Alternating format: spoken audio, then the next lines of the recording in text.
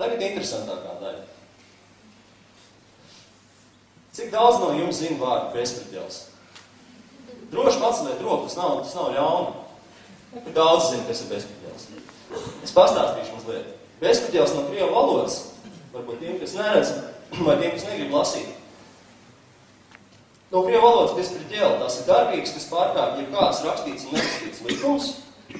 Jēdzienu sāk izmantot 90. gadu sākumā mums par lielu pārsteigumu bijušajās PSRS valsts teritorijā. Sākotnēji tas izplatījās kriminālās aprindās, norādot uz rupju kriminālu un, kas vēl svarīgāk, pašu noziedznieku radītu likumu pārkāpumu.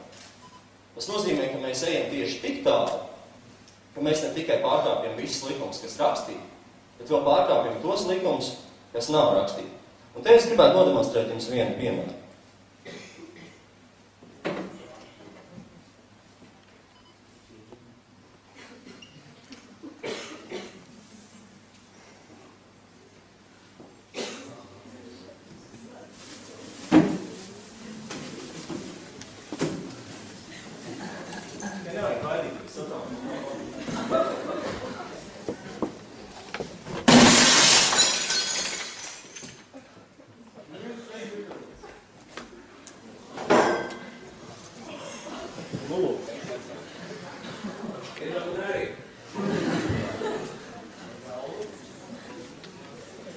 Kas mūs sagaida?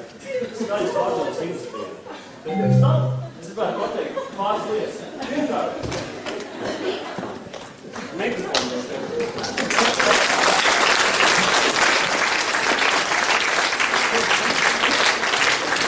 Tātad vēlreiz, kas mūs sagaida skaļas pārdomas industrijai? Vispirms es gribētu atvainoties visiem tiem, kurus varbūt tas satrauc. Tāpēc es jūs pabrīdināju. Pēc tam es gribētu pateikt, ka neviens no organizatoriem nezināja par to, ko es nu pat izdarīju, un es uzņemos pilnu atbildību. Vēl es gribētu teikt to, ka es par visu samaksāšu. Un vēl to, ka universitātes nauda procesā nebūs iesaistīta.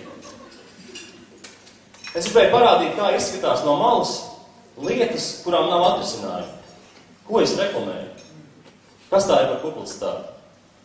Un es aicinu cilvēkus, industrijas pārstāvis, un arī patērētājus turpināt šo diskusiju un jautāt, vai lietas var darīt pašmērķīgi vai nē.